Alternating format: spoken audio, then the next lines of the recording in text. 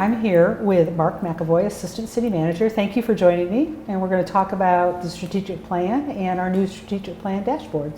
Absolutely, it's a pleasure. Thanks for having me. Absolutely. So talk, I guess, a little bit about what is the strategic plan and how is it beneficial to the community? Absolutely. The strategic plan is no different than, its name really describes it well. It really shapes the actions of an organization, in this case, the city.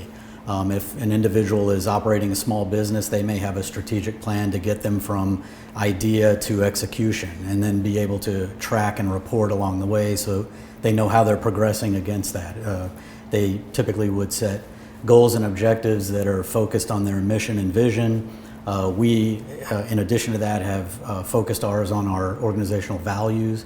And from that, we have designed a plan that includes high-level priorities, goals, strategies, and activities that staff then takes out into the operation of the organization and does different things, whether you are or a staff member is in public works or police or community development. They're each doing work that is tied to the city's mission, but it's defined by the plan and allows us to be able to focus resources, energy, time, and effort to making sure that we are pursuing and achieving the community's objectives.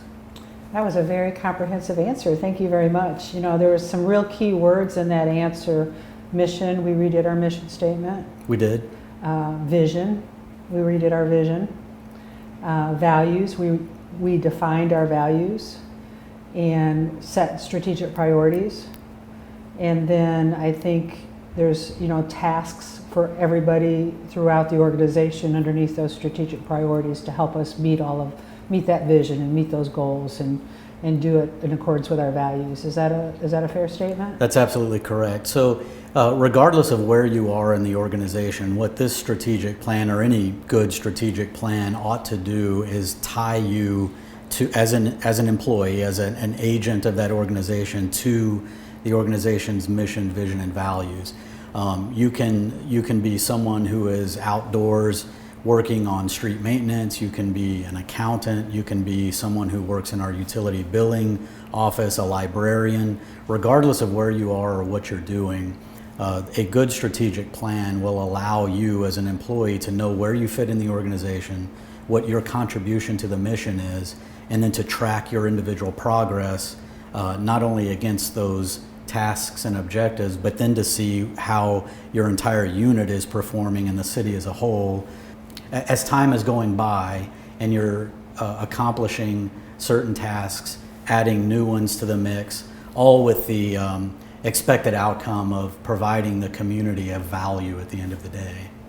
And I think the last strategic plan we rolled out was 2004, 2005. It was in that time frame, yes. And we rolled this new strategic plan out after a lot of community involvement and work by not only city staff, but citizen volunteers and boards and commissions representation and lots of community interaction. And when did we roll that strategic plan out?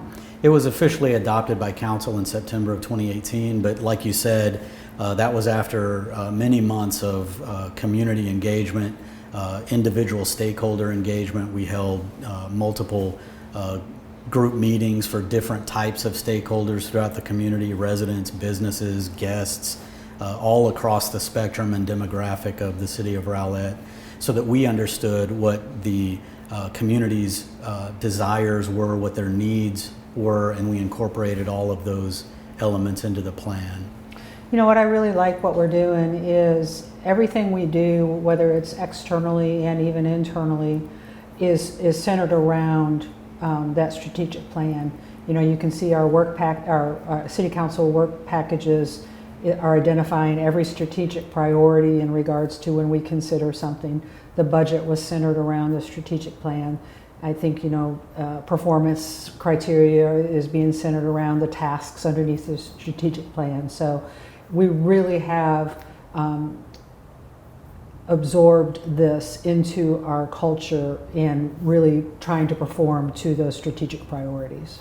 That's correct, and I like the word absorption because that's really what it is. It's one thing to adopt a plan and just act against it. This really is something that we've made an intentional effort to get buy-in across the board, from the bottom of the organization to the top and from one side to the other, so that it becomes part of who we are, not just what we do. And I think that although there's still work to be done in that regard, and there always will be, that has been one of our primary objectives with this planning effort, is to make sure that it becomes part of our culture, who we are, versus just simply what we do. So, have we met all our priorities in our strategic plan? We are in the process of meeting those. So the strategic plan that we've adopted, the one that we just talked about being adopted in September of 2018, is essentially a 5-year horizon level plan. Right. And so as you look over that 5-year time frame, you would expect to see things starting and stopping this year, overlapping into next year, and then throughout those 5 years. And so as you look through the plan, there may be some things in there that aren't scheduled to begin maybe until year 3. But as you look through the plan, you definitely see progress towards objectives. You see accomplishments happening now and will continue to happen through that 5-year period. And be refined throughout that 5-year period. Absolutely, yes. So we're here today to talk about this again because we've recently rolled out a dashboard for our public to be able to see the status of our progress on our strategic priorities. We have, and the dashboard is one component of the what I would call the reporting aspect of the strategic plan. It's not the plan itself. What it does essentially is it packages information about progress against certain goals and strategies so that it is understandable, it's in a central location, it's unified in the sense that it's got some standard looks and feels, and it communicates a message that's easy to understand. And so are we going to take a look at this dashboard? We are. Great. So let's take a look, Mark. All right, well, here we are at Rowlett.com, and as you can see, the banner that I mentioned is presently right here with a bright orange graphic.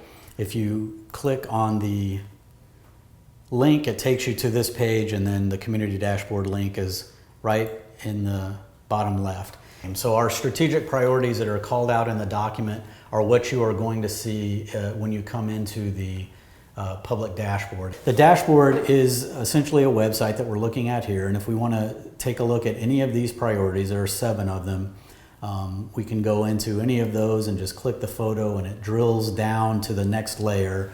And so what you can see here, if you look up at the top left, is a list of goals for each of our priorities, and then there is a list below that of all of the strategies associated with those goals.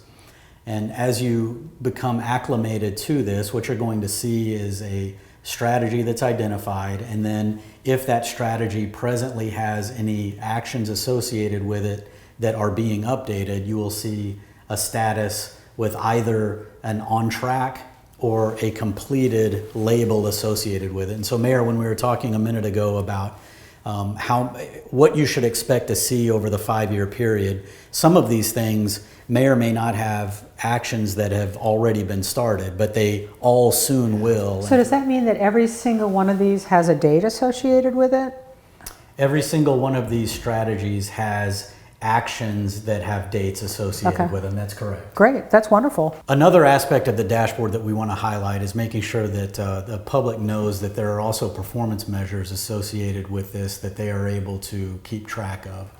Each priority has at least one measure. Most of them have more than one. Here you can see on the ensure public safety priority, we've got 5. But for example, if we want to see over the course of the last 12-month period how police calls, the average response time of police calls, we have that available. So simply clicking anywhere in that image will enlarge it so that you can see it really clearly. And what you can see here is that we've got a number of police calls, 911 calls specifically. Those are going to be tracked on the left side. So the number on the left is what is associated with the number of calls, and then the number on the right, which is a time, is associated with the average response time from call to arrival. similar measures for fire response times. We've got some information about how much firefighter training is being delivered. We've got crime rate information. So this is especially the uniform crime reporting is a standard number that we're able to take this number and kind of compare ourselves with other municipalities. We index this for every 1,000 residents. And so as you can see, as an example, in October of 2018, there were just under 3 reported crimes per 1,000 residents. And these are broken up as essentially crimes against person, crimes against property, and crimes against society. We recommend that you use Google Chrome. The public dashboard will work with Firefox and Safari and some others. Doesn't work as well on Internet Explorer, but the best experience that we've found so far is using Google Chrome. Well, thank you very much for all your hard work on this. It's important that our communities see exactly what we're doing to meet our strategic priorities and to meet our goals as a community. So it's a very, very good tool to help our public understand what we're doing. Absolutely. It's been my pleasure. Thank you. Thank you.